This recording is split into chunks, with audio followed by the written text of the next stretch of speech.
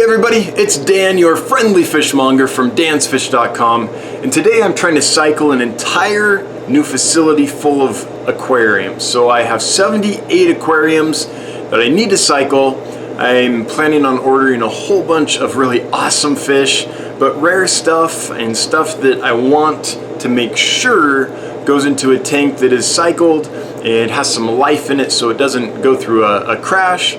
The nitrifying bacteria colony doesn't die off. I don't have an ammonia spike, any of that. But I also have an issue where I don't want to use ammonia and do fishless cycling, because one little measurement skipping one day, it can be a disaster. And in this many aquariums, I would have to test all day long, every day. It would take me forever to do every little test and make sure I have the exact correct level of ammonia to do fishless cycling in this many aquariums.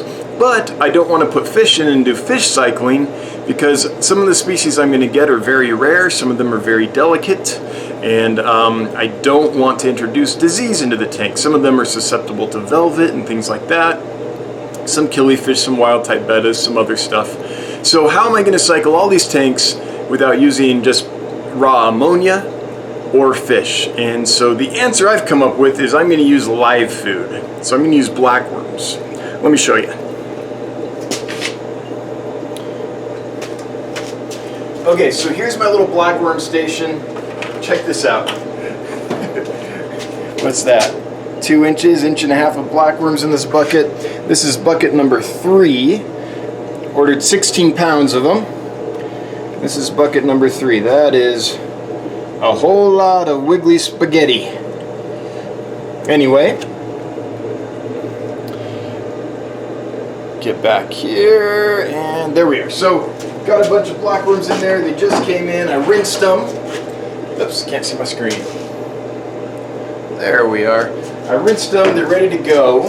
So, basically, the best way I've found to do this is get a little sieve and get a cup.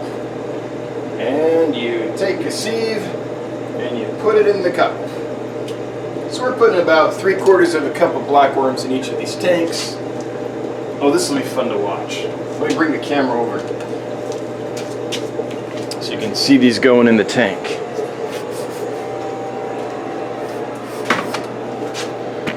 All right, here, bring you up close.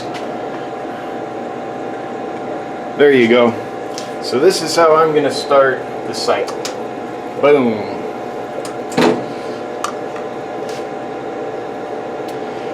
Go around, do that in all these aquariums. I've already done that in a few tanks. I started over here, so we've already got some tanks with little piles of blackworms in them. And just going around doing this in every single aquarium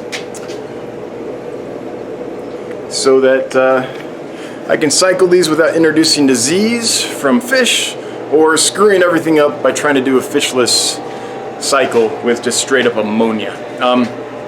Now, for those of you that are like, but don't blackworms carry disease? Maybe, but I've been using blackworms for, it's got to be over 27 years now, and I've never seen blackworms introduce a disease. Now, if you have a fish that needs a veggie diet, say like Malawi cichlids, let me get away from the air pump a little bit, it's a little noisy. Malawi cichlids or something like that, and all you feed them is a bunch of blackworms, then yeah, they're gonna get sick because you're feeding them the wrong food. It's like feeding a giraffe steak, right? You just don't do that. Here, Tina, have some ham.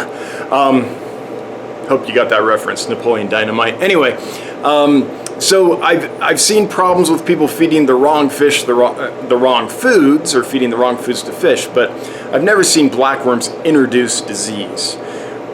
These are very healthy blackworms. Maybe if you had a bad batch and they were like dying and light brown and stringy and gross, maybe that would be a problem, but I've honestly never seen it. So I'm not really concerned about that. And at the end of this whole thing, I'm gonna have a whole bunch of blackworms to feed to a whole bunch of new delicate fish that will really appreciate the live food.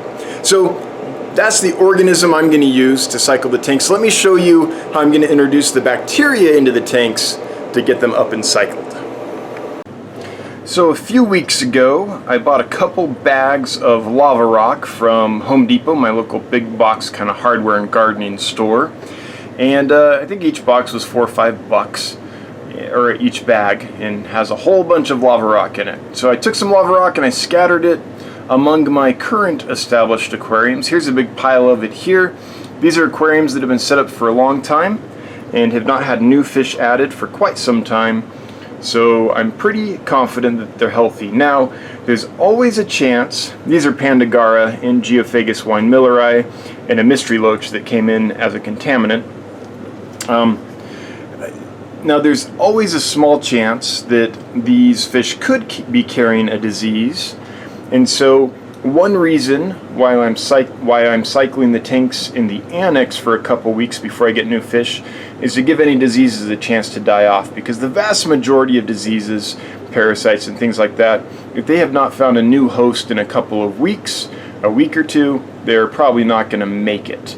And most of them are not going to be able to transfer to the blackworms. So this is the safest way I can think of to quickly and easily cycle the fish annex. I could buy like Dr. Tim's nitrifying bacteria or something like that, I guess, and be a little bit safer, but I'd rather go with this stuff. I know it's full of nitrifying bacteria. It's had that filter blowing on it, fresh water circulating over it for a couple weeks now, a few weeks. So that's the way I'm gonna do it. And I've got a bunch of this stuff. There's some in there, there's some over here, this tank, some Apistos, there's some in here with some Corydoras that I bred. So it's scattered all around. Now I'm going to grab all that out of all the tanks and put it in the fish annex with the blackworms. Okay, so this is the next day. As you can see, the worms have mostly settled in around the rocks and they're starting to eat away at the food I put in there, which is just raw cocktail shrimp from the grocery store. Kind of burrow into that and eat away at it. And so as they eat that shrimp, they'll create ammonia, and the nitrifying bacteria on these rocks that these rocks are coated with will get the ammonia that they need for food and start converting it into nitrite and then into nitrate to complete the cycle. My hope is after a week or two of this that there'll be sufficient seeding happening, that these filters are all stocked with a lot of beneficial bacteria, and we're ready to consider ordering fish. So that's the hope. So anyway, that's the plan. That's how I'm cycling 78 new tanks all at once without risking fish, without having to deal with constant measurements of ammonia and ammonia testing by using just raw ammonia. Alright, hope that was helpful. If you like this stuff, if you consider liking, subscribing, hitting notification bells, sharing, that's the other one, then it would be most appreciated. And until next time, I hope you have a good one. Bye-bye.